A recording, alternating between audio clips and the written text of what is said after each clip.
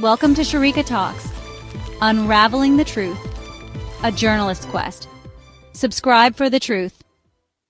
Chapter 50, Glimpses of Naga. The 4-meter vertical granite wall felt almost like walking uphill. For Sachin, the sensation was familiar. The exceptional grip of his La Sportiva TC Pro climbing shoes compensated for nearly all of his body weight, even on the shallow, time-worn footholds of the granite surface. Rain lashed sideways, but the storm worked in his favor, masking sound and movement. He moved laterally along the wall until he reached the northern entrance.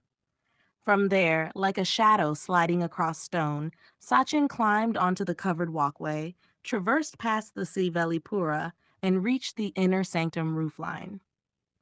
Throughout the movement, his eyes flicked constantly to his phone, which was strapped to his forearm. He was monitoring the thermal feed from his airborne sentinel, the Black Hornet, tracking guard movement in real time from a height of 200 feet. Clear. It was evident that none of the guards were venturing out of their outposts in this raging storm. Before entering the main sanctum through its unroofed section, Sachin deployed his secondary drone. There was one unavoidable CCTV camera inside the sanctum's perimeter along his planned route, an old fixed-angle model, but lethal to the operation. He guided the drone into a chaotic bee-like dance in front of the lens, then carefully positioned it to hover directly against the camera, completely obscuring its view. He checked the Black Hornet's thermal feed again. Clear. No guards nearby.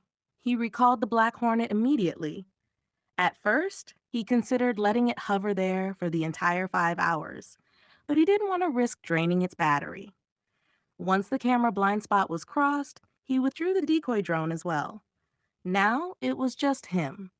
Sachin crouched beside a granite slab embedded into the floor. A portion of it extended beneath the Narasimha shrine. From his research, he knew the alignment well. Vaults D and F lay beneath this northern section of the sanctum, under the Narasimha shrine. Vault A and the sealed entrance to Vault B were toward the southern end. Vaults C and E were located in the eastern portion of the sanctum. He tested the stone. Nothing, no movement. Will it even open after all these years? He wondered. His eyes dropped to the faint carving beside the slab, a small snake-like protrusion no more than 2 inches long. The serpents guide the way.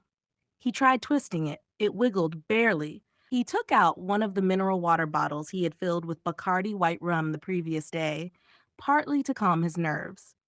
He poured it over the snake-like protrusion, using a handkerchief to scrub away centuries of grit, grime, and hardened ghee from temple offerings. The grime peeled off in dark rivulets. He tried again. Click.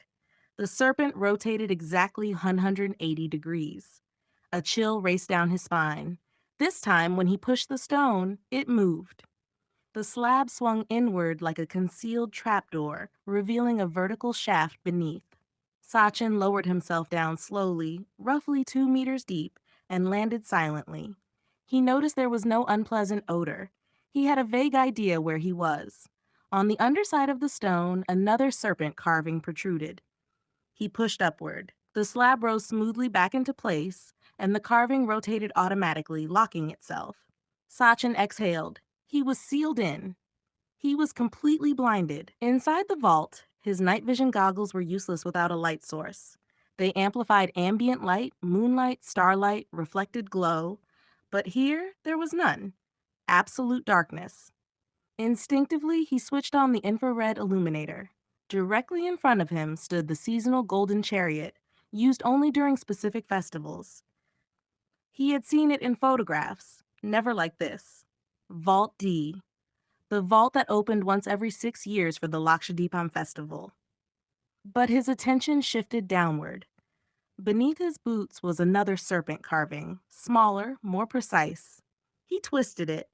Protected from weather and time, it rotated effortlessly. He tried to move the heavy granite slab. This time, the granite beneath didn't drop. It slid aside, revealing stone steps descending into darkness. Sachin immediately fitted his rebreather. He couldn't risk the air. The subterranean chamber he was about to enter had remained sealed for over 2 centuries. During the 2011 audit, when Vault A was opened, oxygen cylinders and industrial ventilation had been required to neutralize accumulated gases. Vault B, if this truly led there, would be even more isolated. He descended carefully. Unlike the earlier drop, these were carved steps. Once inside, he pulled the granite slab shut again. A matching locking mechanism sealed it from below. Complete isolation. As he stepped off the last stair onto level ground, the sheer scale of the space finally registered. Sachin removed his goggles and switched on the flashlight of his phone, followed by the powerful beam from the high-capacity power bank he always carried. The light expanded outward, and outward, and outward. The chamber was enormous, not merely a vault, but a subterranean complex stretching beneath the entire sanctum. 2 levels deep, nearly at groundwater depth, supported by massive stone pillars and segmented chambers. If the internal walls were removed, the space could easily accommodate a full-sized football field. In reality, this wasn't built under the temple. The temple was built over this. And then Sachin saw what filled the space. Not just scriptures, not just artifacts, not even just herbs. It was a catalog of civilizations. Meticulously organized collections, languages, medical compounds, metallurgical samples, astronomical records, biological specimens, cultural artifacts, preserved with a level of foresight that defied its age. This wasn't faith. This wasn't myth. This was a knowledge archive engineered to survive millennia. All the other vaults, the riches, gold, valuables, everything was a decoy, a calculated decoy. Even if someone tried to steal the temple's wealth, they would stop at that fortune. No one was meant to reach here. Sachin stood frozen, the weight of it crashing into him.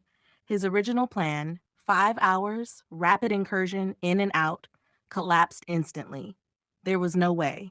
This required time, care, understanding. He needed to find the truth, a truth he never expected to find beneath a temple in South India. Sharika's eyes widened.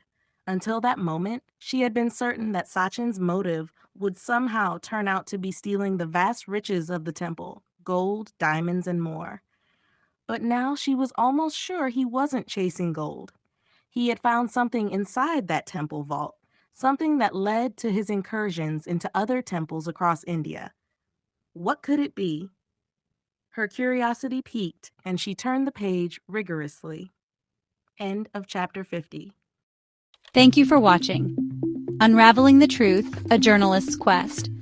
Subscribe to stay updated on Sharika's journey. Stay tuned for the next part.